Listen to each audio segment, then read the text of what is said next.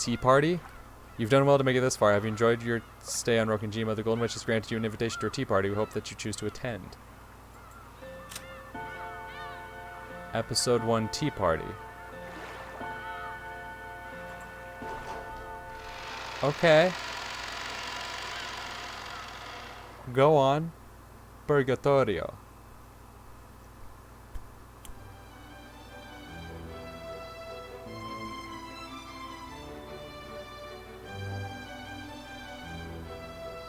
Hey everyone, congrats on finishing Umineko and the Nakakura ni. Man, still don't have a clue what was going on when the story ended. So just what happened? Was that basically the bad ending where time runs out before the culprit gets exposed? Definitely a bad ending. That's right. Beatrice's letter, which Maria-chan read on the first day, did tell us in advance to solve the riddle of the epitaph. We were all so busy trying to protect ourselves and look for the culprit that we didn't even take a shot at it. That's right. If we had actually tried to solve the riddle, maybe things would have ended differently. I wonder about that. Shannon-chan, you did a good job too. You don't have to be our waitress and serve tea. After all, this is a rap party. As a group of people who met a horrible fate, let's all get along and lick each other's wounds. Lick, lick, lick. Speaking of a horrible fate, Shannon beats the rest of us hands down, doesn't she? She was such a beautiful character, so I thought she'd definitely survive until the very end. I didn't. But she was killed right in the beginning, and on top of that, what was it? Half of her face was smashed, right? This is so stupid. I kind of love it though. That's the worst. I love how this is like essentially saying like it was all just like a play and these are just like actors coming back from it, just like, wow, what a crazy performance, guys. Like that was just insane. Like I kind of love this. That was my role, so there was no way around it. Son, it's nothing for you to worry about. Judging by the last epilogue, even the lady and the rest of them met an extremely tragic end. Nah, it seems so. I think I remember seeing this horrible picture, kind of like my entire body had been eaten apart and dismembered. Speaking of which, don't you think Ganon's last moments were the coolest? Even though he had the tables turned on him, it was a showdown with the culprit, right? It's a whole bunch of better than our confusing last moments, right? Though, in the end, I was unable to get a solid hit in. Still, I think Ganon-kun's death was a big hint. After all, because of that, the existence of the 19th person was made clear. That's right. At that time, everyone's location was obvious, so it was impossible for anyone other than some unknown 19th person to kill Ganon. I said it was Beatrice from the beginning, over and over. I don't want to believe it, but that does prove the culprit was a witch calling herself Beatrice. That's right. There are many strange things that happened that a human couldn't do. Only a witch could do things like murdering Aunt Ava in that closed room. A human couldn't do it. Not only is the existence of a 19th person clear, but it's also obvious that this person holds a power that humans can't imagine. In that case, I don't think there's anything wrong with this person calling this person Beatrice. We probably met at the very end. Met with the Golden Witch. Like I kept saying, Beatrice exists. It's all went bad because no one ever believed. Even one of her witch friends says that miracles won't occur if you don't believe. That's right. Beatrice-sama is generous to those who respect her. It seems to me that Maria-sama was never a target of Beatrice-sama's wrath up until the very end, despite the horrible crimes that occurred one after another. Well, Maria believed in Beatrice from the very beginning. But if that's the case, how do you explain why you and the rest were all killed? You guys believed in Beatrice just as much, right? Beatrice-sama probably had her reasons. If the Song of the Epitaph represented Beatrice-sama's resurrection ceremony, many sacrifices were needed. He must simply have been designated to be one of those. Shannon-chan, you met a horrible end. At the very least, I wish your death could have been more peaceful and pretty. Well, it's not like it hurt. Anyway, right now I'm perfectly fine, so don't worry. After seeing him stroke Shannon's cheek, which had been crushed during the story, everyone laughed out loud, smiling. Well, it feels a bit weird saying this. I'm sure the story would fit into the standard mystery genre. I'm a bit surprised to find out that it's a fantasy. After all, a Western mansion shut away from the outside world on an isolated island with an inheritance problem on everyone's minds? It sounds just like a typical mystery novel to me. It's not fantasy. Beatrice exists. Yes, we understand. Beatrice-sama does exist. That's right. Beatrice-sama does exist. I hate to admit it, but I've got no choice. because it's obvious that a 19th person, a witch, was involved. Many things happened that'd be impossible for humans. During the story, we tried to deny that in all sorts of ways. But now I can say for sure, each crime, every single one, would have been possible for a human. They'd be impossible to carry out unless it was the witch Beatrice using all of the power magic could provide. The culprit was a witch. That point's perfectly clear. Heh, long live Beatrice. Everyone believed. I'm so glad. Gods and witches might seem terrifying to people who are frightened of them, but I think they must be affectionate to those who believe in and respect them. I think you're right. So this murder case game is finally over. Now's the time to pull ourselves together and try hard to solve the riddle of the epitaph, just like Beatrice said, right? I agree. Beatrice would definitely be happy. Everyone ignored that letter during the story. Even though it was thrust right in front of us, we almost completely ignored it. I kind of feel sorry for Beatrice-sama. I've got the epitaph written down right here. Let's all solve it. Let's all solve it. This story probably went wrong ever since that time. Then maybe so. Maybe we should have tried solving the epitaph's riddle from the beginning, like Beatrice said. Well, it's a little late now. Even so, let's try solving it now and see if the witch forgives us. Let's go. Let's try to solve the riddle of the epitaph. It was something like, behold the Sweetfish River running through my beloved hometown. Maria put her notebook on the table and opened up to the page where the epitaph was written. Everyone stared at it, getting really into it as they started guessing this and that about the riddle. Surrounded by the smell of black tea and freshly baked vanilla cookies, they spent the time comfortably and happily. Okay. Hold on a second, you guys. But Butler spoke in a way that cut through the conversation. His expression looked a little unhappy. What could he not like about all of this fun? I've been listening to you guys for a while, but why did you all stop thinking? Why are you so sure that the witch was behind all this? Don't you realize something like that can't exist? With just those words, the happy atmosphere surrounding the tea party evaporated in an instant. George and Jessica, and Shannon and Kanon, and Maria, all of them stared blankly, wondering what in the world Battler was talking about. Even the foolish, arrogant Battler realized that he hadn't chosen his words well. But because, isn't it clear that these crimes were impossible for a human? That's right. That's right. None of the cases would have been possible for a human. That's true. After all, wasn't it full of things that humans couldn't explain? I don't understand what you're saying, Battler-sama. I'm the one who doesn't have a clue what you guys are talking about. Isn't it obvious that humans committed these crimes? There's no way something like a witch exists, right? Then, what about when I was killed in the storehouse, and something horrible was done to half of my face? If the culprit was human, how could they have accomplished it? Well, it's hard to imagine how they did something that awful. But that was the Rose Garden storehouse, right? I'm sure there were plenty of weird tools in there. Let's say they used some electrical tools like a grinder or an electric saw.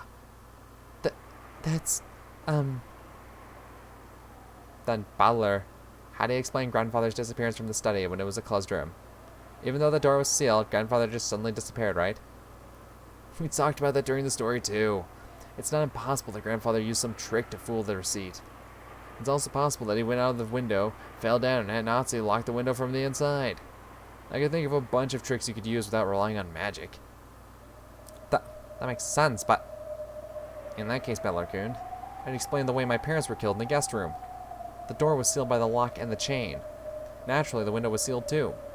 How do you think a human could have killed my parents? Well, we didn't have to leave that trick alone during the story. Anyway, there's at least a good chance the culprit had a key. And it was possible to look in through the crack of the door that the chain allowed. No, I know this is a stretch, but it's possible some device was used through that crack. Like, maybe they stuck something through it. Well, even though a door chain is incredibly simple, it's a big factor in setting up a closed room. Still, there's probably some closed room trick they could have used. And if you bought some closed room mystery novels from the bookstore, you'd probably find some trick that'd fit perfectly. Oh wait, shit, that was still Battler this whole time? Oh. Anyway, I can't think of one now, but I claim that there's nothing humans can't do if they try hard enough. Isn't that argument horribly irrational? It's just ridiculous to claim that it's impossible for a human to do something, even though you can't explain how. Why is that ridiculous? Why did all of you stop thinking? Even something that looks impossible is to be doable. Doesn't it always work like that? Butler, you're the one being ridiculous. If you think a human could have done it, try explaining how. You can't, can you? And you're okay with saying the culprit is a witch just because I can't explain it? With that argument, all the unsolved crimes in the world could be resolved by saying a witch is the culprit. Butler, you're sidestepping the issue and you aren't explaining anything. We're saying a human couldn't have done it. Therefore, the culprit is something that isn't human. And that something is a witch. And yet you keep arbitrarily deciding that witches are impossible, even though you can't explain anything. It's almost like humanity was during the Dark Ages. Like those fools who claimed the heavens spun around the earth. Those who said that the earth couldn't be spinning, even though they couldn't explain why. That kind of argument kind of pisses me off. So this is basically what you're trying to say. If I can't explain how a human could do it, then I must accept that the culprit is a witch? It's not like we're forcing you to go that far. We were just wondering on what basis you can say such nonsense. Nonsense? Hey, have I really been saying something that weird just now?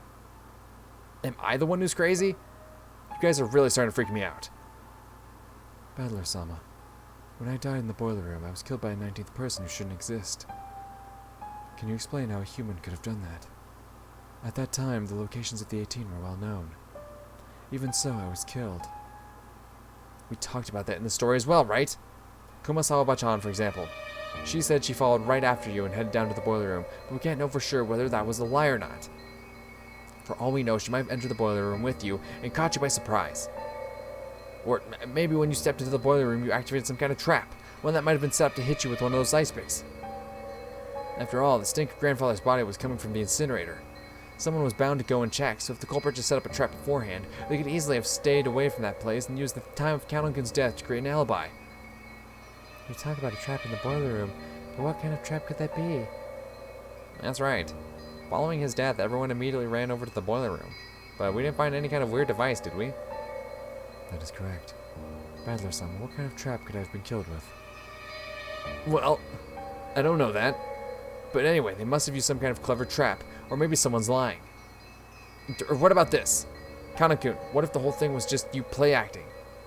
That's it, you were play acting. Aunt Eva and Uncle Hideyoshi were also play acting. They made the closed room themselves, were only pretending to be dead. Butler, has your head been, failing okay? Should I bring some cold drinks? Don't look at me with those pitying eyes. I'm not saying something that crazy, right? I'm just pointing out some possibilities you might find if you think of it all as a trick. See, once again, but that goes back to what we discussed before. He's spinning the chessboard around too much. Look, isn't it a pretty classic trick in mystery stories to have one of the victims just be playing dead? A classic trick. In other words, when Kanokun was killed, we know for sure where all the rest of us were. And let's assume that Kumasawa-chan wasn't lying. But that's only counting the survivors. What if the culprit pretended to be dead and joined a group of real victims, so we'd lose track of them and then acted on their own later? Everything would be explained. Huh. So are you trying to say that Aunt Eva or one of the others was the culprit? But didn't Dr. Nanjo confirm all their deaths as a doctor? That's right. Dr. Nanjo checked all of the victims. Battler-sama, for your theory to work, wouldn't Dr. Nanjo have to be one of the culprits too? Yeah, that's right. Once you consider that Dr. Nanjo might have been one of the culprits to fake the proclamation of death, the whole story changes. See, that's also a classic trick in mystery novels, isn't it? But Dr. Nanjo was also killed, right? About that. That's right, Dr. Nanjo faked his death. After all, there wasn't anyone except Dr. Nanjo who could examine corpses properly, and everyone else was really confused then anyway. We didn't have any spare time to check and see if he still had a pulse. With this theory, any one of the dead people could have been walking around. I think it would have been hard for the 6 of us who died in the beginning to do that. After all, the shutter was closed, and there was a padlock that couldn't have been opened from the inside. That's right. Mom was holding onto that key. So was Mom one of the culprits too? Wait a sec. It was impossible for the first 6, but in the case of Aniki's parents, the door was only locked on the outside. So they could have opened it from the inside. That's right. After we left the room, maybe they jumped out the window and got to the boiler room first. Is that too much of a stretch? Or maybe Dr. Nanjo made a mistake when examining the corpses. Look, he said it himself, right? He said there's a very high probability of making a mistake when examining corpses. If you disguised it well enough or prepared a substitute body, you could fake your own death. Let's leave the method or trick they used for later, and you see, it's not that hard to deny a 19th person existed, right? Much less a witch, right? At least that much is completely impossible. I don't know why you've been trying so stubbornly to say that one of us is the culprit. In other words, you want to suspect one of your relatives? That's not it. It's just, I can't easily accept that a 19th person existed. And even if one did, I think we should construct our argument from the point of view that the culprit was a human. I'll only accept that it's a witch in desperation, at the very end, after everything else has been disproved. There's no way witches exist, right? Why has everyone been casually accepting that the culprit was a witch? I think it's great how your family love makes you hate the thought that someone close to you is a murderer. But is it okay to let that fool you? Don't you want to find the detestable culprit who killed so many people? Aniki, don't you want to avenge your parents? Jessica, don't you want to avenge Kanon-kun? And Kanon-kun, don't you want to avenge Shannon-chan? Shannon-chan, you should at least want to know who it was that killed you. Why has everyone totally surrendered and decided that the culprit was a witch? What's wrong with all of you? The foolish and short-tempered battler tried to force his ignorance on the others and yelled at them.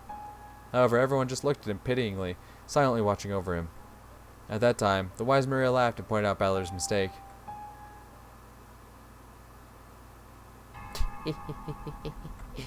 I'm shocked. All I see is you repeating this nonsense, thinking you figured something out, Battler. So, what's next? How would a human do it? In practical terms, I mean. I imagine you'll say, I just can't think of anything now, or with some kind of device, using abstract words to run away and evade the topic. What I really want to know, Battler, is this.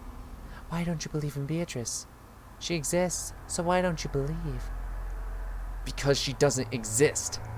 Witches don't exist. There's no way. It was almost like a spoiled child who just doesn't want to accept something. The pitying gaze is quietly closed in around Battler, but they didn't reach his stubborn heart.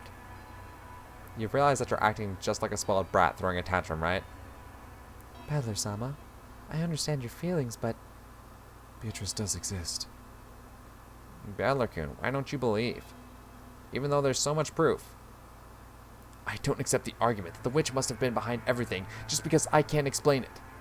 Does this mean that if you don't know how a light bulb shines, then magic is the cause? That's wrong, isn't it? There's nothing that can't be explained without magic. All of this about witches and magic is abdication of thought. You just surrendered and gave up because you don't understand what happened. Isn't that right? well, unsurprisingly, it looks like you alone won't believe no matter what, Battler. If even a single person doesn't believe, the miracle won't occur. So, if you don't rethink your ignorant theories, the miracle, the magic, won't be completed. Now I see. I finally figured it out. So, in other words, you guys are trying to force me to say the witch exists, right? A lie that everyone accepts becomes the truth. Is that what this is all about? I'm so sorry. I'm so sorry I keep going on about this, but what you're doing is all useless. I refuse. You guys are all pressing me, and that's why it's all useless. Why? Sorry, but why don't you let me spin the chessboard around one last time? If you want to force me to accept that there's a witch, there's a really easy way. And it's not the indirect way of saying it must be a witch because humans couldn't have done it.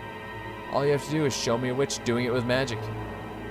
Furthermore, what Maria said earlier is what'll really dig her grave. You said that if even one person doesn't believe a miracle won't occur.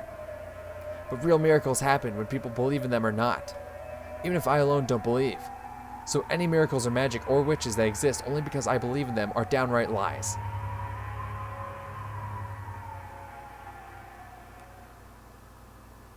The uneasy mood following Battler's ignorant rant was blown away by a very soft and light laugh.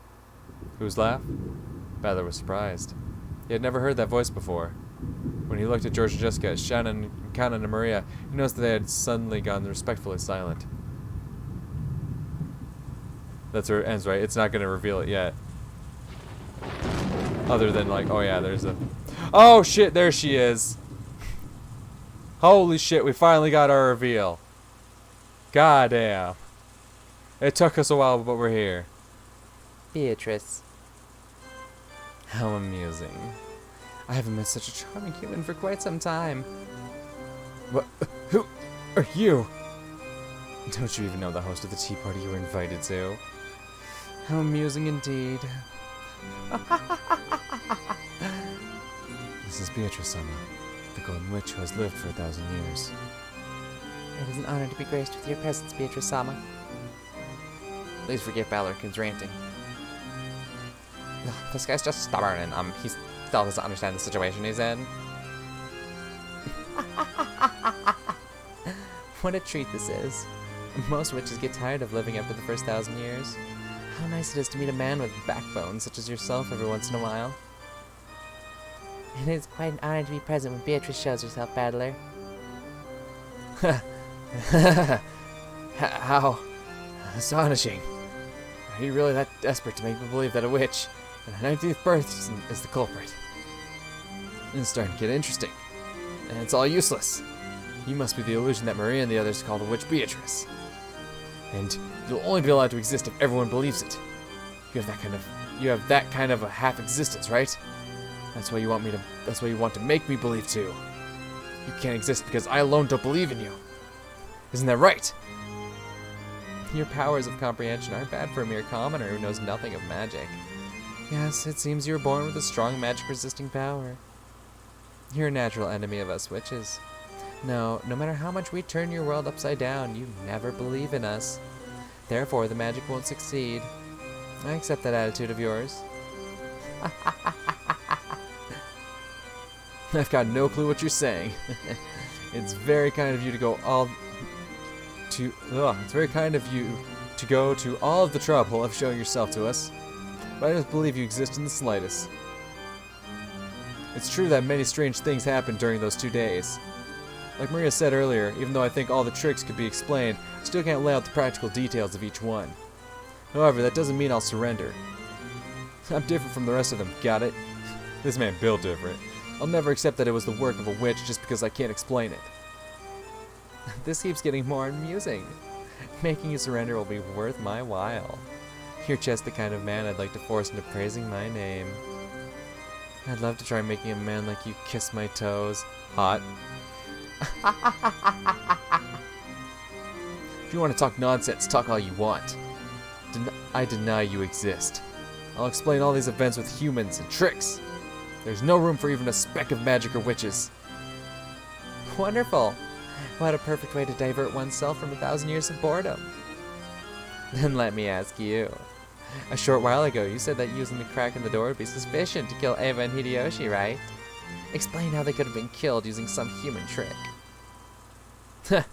Suddenly jumping right into the toughest part, are you? Does that mean this is the trick you're proudest of? Miss Real Culprit? Oh, is that the end? With a shake of her golden pipe, gentle multicolored smoke trailed out of the end. The smoke quickly obscured their surroundings, and they were suddenly in the hallway of the mansion. My god, this fucking, like, this little post story goes on for quite a while, doesn't it? Goddamn. The door in front of them, slightly open but secured by the chain, was... That's right, it's the door to the room where Eva and Hideyoshi were killed. Nice trick. Very well. Show me what you would do through this small crack, Battler. They probably had some device to shoot those ice picks. If they used that... How would they reach Eva over on the bed when you can't see that far through the crack? And how would they reach Hideyoshi in the bathroom with the door shut? Damn. There's a crack. There should be some way. If you can't think of one, allow me. Oh?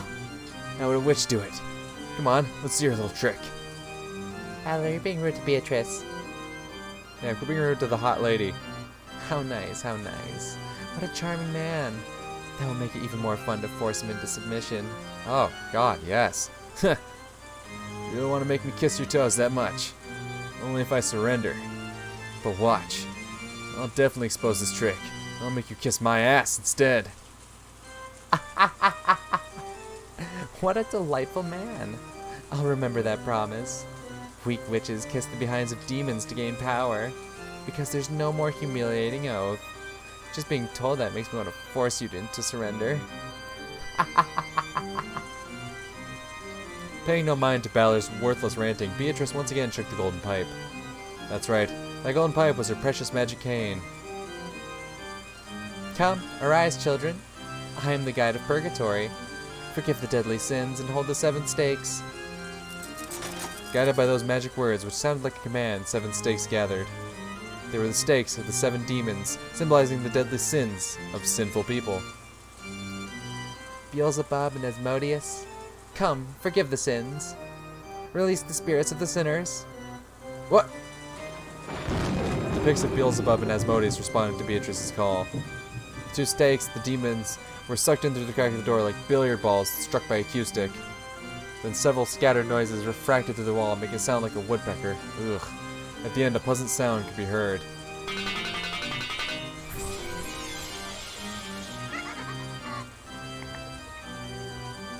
Yikes. There was a small satisfying sound, like one heard when someone is finally chopping firewood, and the falling axe neatly and easily slices through the wood. That was not the sound I heard. I heard what sounded like someone fucking trying to hammer into metal. It was the sound of 2 picks burying themselves deep into Ava's and Hideyoshi's foreheads. Right down the middle. Want to see? They definitely heard 2 sounds like a pair of foreheads being. They definitely heard 2 sounds like a pair of foreheads being split open. Badler wasn't permitted to see it since he was on the other side of the door. But those 2 had died again, and this second time they lay not an inch apart from where they had lain the last time. The exact same blood spray as before. You moron! That's insane! You think you can just kill them like that? I can kill them. I can kill them just like this.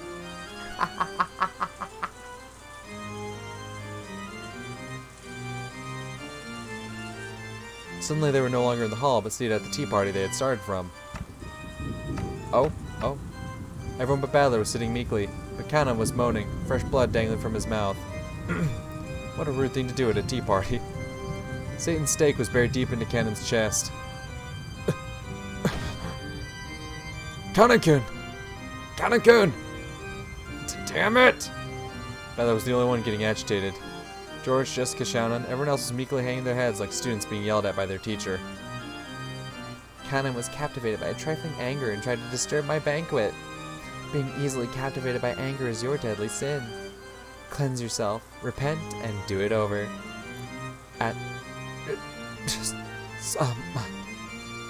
Beatrice-sama, please forgive him. I think Kanon-kun has repented enough. Wonderful. I am generous to those who respect me.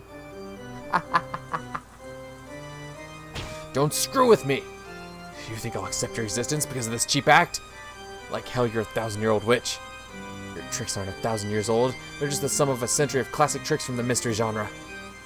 There's no such thing as magic. Definitely not. All of the crimes can be explained with humans and tricks. You would explain my 1,000 years with 100 years of humans? Good. This is precisely why I've taken a liking to you. Foolish battler. Cut it out, Badler-kun. You can't against the witch. Shannon started moaning, holding her cheek. Maybe she had a toothache. Yeah, that's what happened. But apparently it wasn't a toothache after all. A slight redness spread across the cheek Shannon was holding. It looked like that redness was causing Shannon unbearable pain. Her fingers were pressing in and against her cheek, and drops of sweat poured all over her body. Shannon! Hang in there! What's going on? Damn it, what the hell is that red stuff? It expanded rapidly, covering half of Shannon's face, then it explodes. Then the stupid dunce battler finally realized.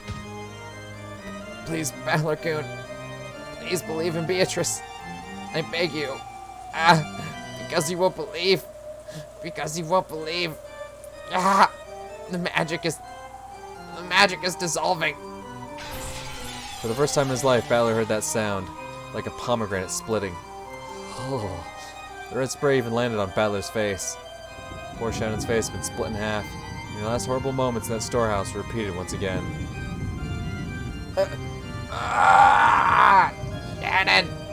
Shannon!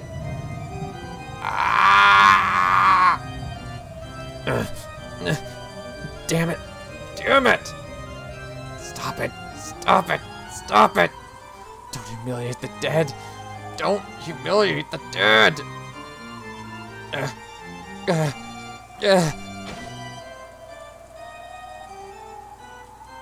This time the redness spread across George's entire body. Ooh! It was like the beautiful cloud drawn by milk when it's poured into black tea. It spread out and extended across his entire body. Yikes. As it did, it seemed to give George increasingly greater pain. Looking at this bizarre spectacle, Tyler was petrified as he frankly thought with his pitifully clumsy imagination about the nature of the strange death George and the rest were experiencing. Eventually, that redness reached the nearby Jessica as well.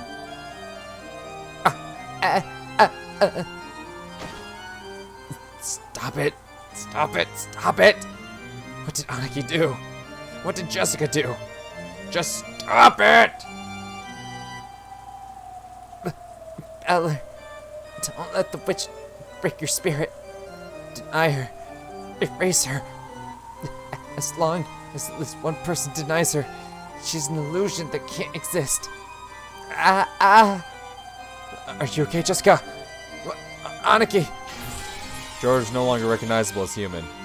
He looked like the pile of leftover meat after the good delicious meat has been scraped off to be cooked. The only thing that even resembled a human was the shape of his lower jaw and ribcage.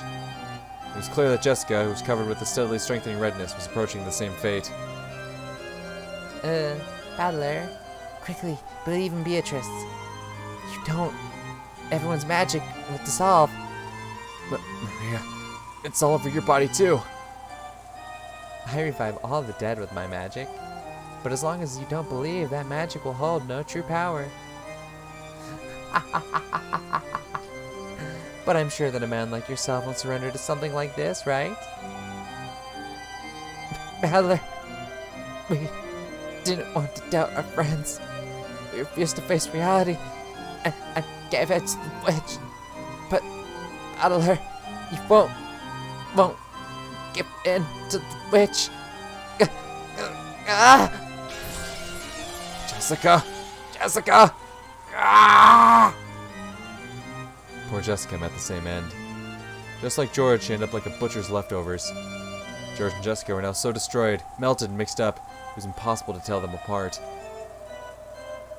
Butler, don't cry.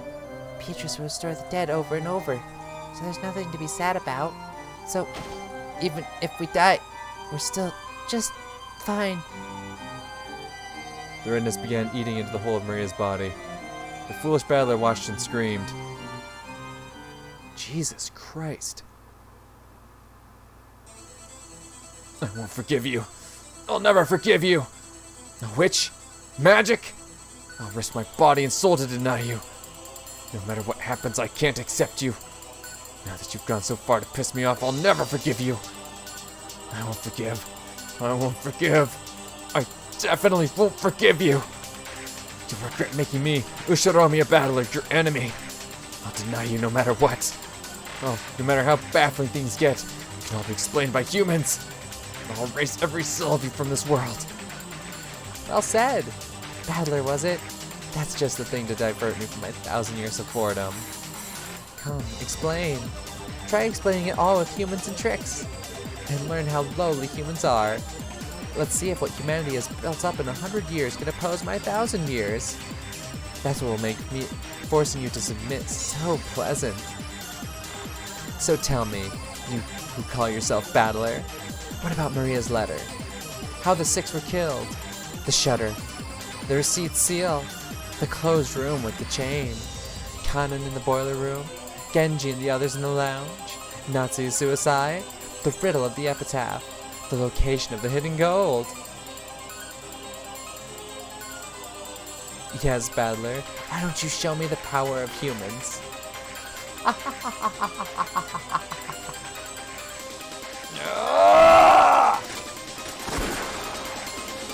Oh shit. Okay. Okay.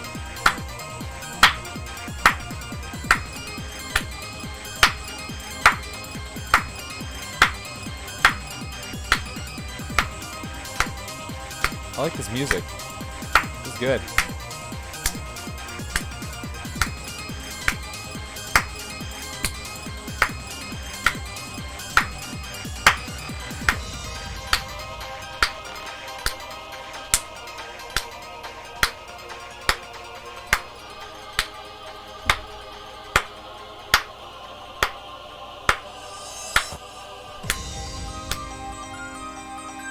Okay, can I skip these credits? Because they're kind of dragging on. I cannot. Okay. Addition, the gauntlet is thrown. Oh ho ho, let's go. Addition of new elements. Question has been added. You can find this new feature in the title screen. Oh, another new feature. Welcome to the tea party of those who are not human. There's more? I was totally prepared just to wrap it up here, but I guess there's more. The tea party of those who are not human. Episode 1. Okay. Fuck, we still got more. Alright, let's go. Let's go.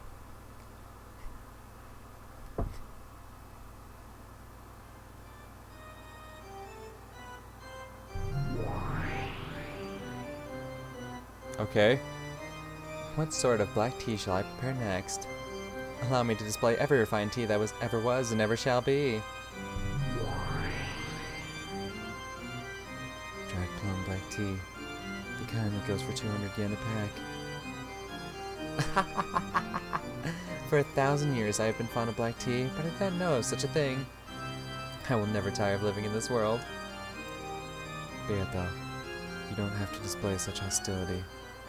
I am just a wandering witch. I didn't come with the intention of violating the rules of your territory. Hostility? I bear nothing of the sort.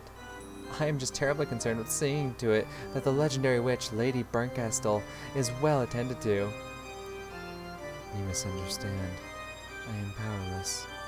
For a witch such as you, who possesses the dreadful power to kill an individual 100 times, I am completely powerless. That a powerless lady witch like you possesses a power that none can approach is what is truly terrifying. After all, that great witch, Lady Lambadelta, was dethroned by you alone. I only won an endurance contest. She simply got tired. That is not what Lady Lambadelta said, though. Too much humility can be unseemly, Lady Burncastle.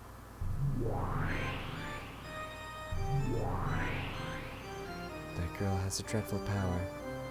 The power to kill an individual without fail. However, without fail doesn't exist in this world. No matter how many times you divide 1, you could never reach 0. That girl has the power to bring the odds of failure down to almost exactly 0. The power to give rise to almost perfect certainty. I hope I never have to fight such a terrifying witch again. However, you have the power to cause success without fail, as long as the odds are not 0. Though you say without fail doesn't exist in this world, you possess an infallible power yourself. How very... Oh shit, that was probably Beatrice the whole time. The power to kill an individual endlessly. I think you're the more terrifying one. You jest. From your point of view, mine is but a trifling power. This is most certainly what one would call an empty praise. Call it flattery to make up for the cost of staying here. I am a fleeing traveler who crosses the fragments, continually running from boredom. I simply came around because I heard you'd started something interesting. Have no doubts that I will choose to leave as soon as you are no longer interesting. I, Beatrice, am deeply and humbly delighted to have the great Lady Burncastle as an observer. And so, your impressions? Lambadelta is terrifying because of her cruelty, but she's a girl I can understand. You do seem to be capable of affection, but I can't understand you at all. That makes you much more terrifying than her. Oh. I am fickle by nature. Do forgive me. Besides, I believe you also enjoy entrusting your fate to the roll of fickle dice, right, Lady Burncastle? When I roll the dice, I have a roll I clearly want to get. Unlike you. You, on the other hand, never let the dice fall from your hand. So whatever the roll might have been, you were never disappointed. Whatever roll the dice show you, you are satisfied without fail. In that sense, you far surpass me. You're one I really don't want to fight with. Inside of you, there's nothing but 0. That's why I can't win against you with my power. It's the worst compatibility. Perhaps Lambadelta, on the other hand, has a good compatibility against you, since she would be able to kill your endless nature. Oh yes, witches truly are the best people to enjoy black tea with. One doesn't get bored. Then I'm relieved. Boredom is the only poison that can kill me. So, don't kill me, okay? Lady Beatrice, Endless Witch. If such is your wish, I, Beatrice, shall show you an even better time. In that case, wouldn't it be best if I brought the next chessboard in right away? It seems the next tale would do more for you than another cup of black tea. Just wait for a moment.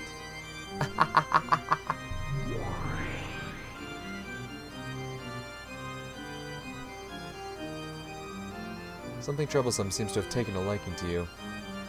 I'd really like to lend you my power, but just as you heard, that girl's power and mine have a very bad compatibility. Wait, is she like breaking the fourth wall and speaking to the reader right now? Unfortunate as that may be. But you really are pitiful, so I'll help you out just a bit. First of all, about that girl. She does have the name Beatrice, but that doesn't necessarily mean she is one individual woman. Get what I mean? In other words, she's not some human.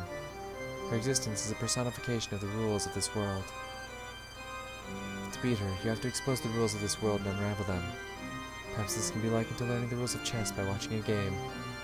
First, take a good look at the chessboard. Then learn the movements and roles of the pieces. Then look for the conditions required to win at her game. When you've managed to reveal all these things, her heart will be exposed. After that, you can rip it apart, or crush it as you please.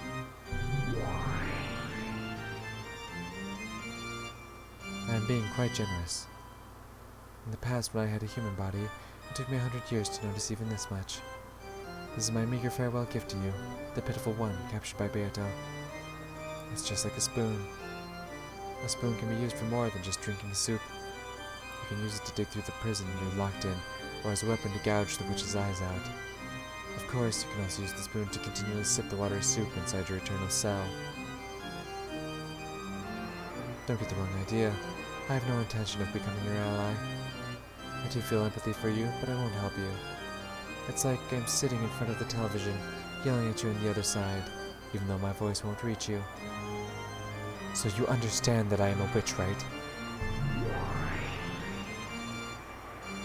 I intend to enjoy this endless tale that Beato is going to weave until I tire of it. But that alone won't hold my interest. That's why I'll lend you my power. It's all so that I don't get tired of this. I am the cruelest witch in the world. Whoever the opponent may be, I'll make them surrender with certainty.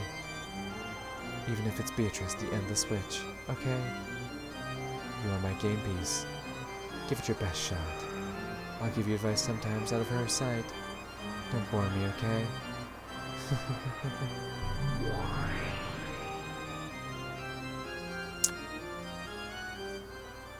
Interesting. Okay. Okay. And that's where things really end. Like, for real, for real. Before we start up the next episode. Okay. Okay.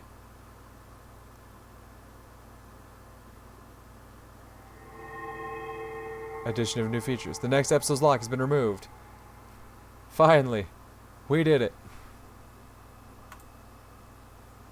Okay. Okay. Tips? Take a look back at your recent stay. Really? Episode 1 tips. The Winchester Sawed-Off. 7-6 Purgatory. The Witch's Game Record. Characters. Execute.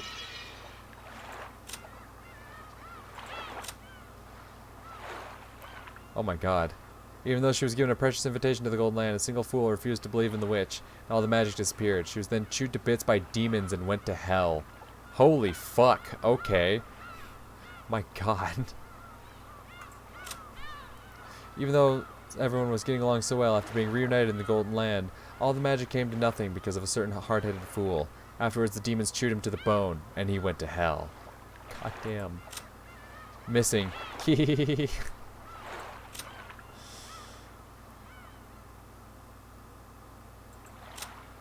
And then Battler. This fool made the world where everyone could be happy all come to nothing. Though Beatrice is extremely angry, she also seems to be enjoying herself immensely. It's almost as though she's waited 1,000 years to get her hands on a toy as fun as this one. Hopefully even this fool will be able to see you before too long. Resurrect. Execute. Resurrect. Execute. So I can click on it and be like, resurrect. Execute. Resurrect. Execute. Stupid. Okay. Okay. Well, we finally wrapped up episode 1. 3 recording sessions in. So, like, I already knew we were going to be in here for a long haul, but, we're definitely in this one for a bit. The fact that I'm 3 recording sessions deep and 1 episode down. Yeah, nah, we're gonna be, this may end up being probably, like, my longest playthrough I've done. If it continues at this length. But I'm interested. I'm definitely interested. But anyway, yeah, gonna wrap up this recording session here. In the next one, we will start up episode 2 and see how things play out. I like I've said like 5 times now, very interested. But yeah, getting this recording session here. Thank you to everyone watching. It's going to be a new video because this is where I'm going to end this one regardless. So, see you in the next video. Until then, peace.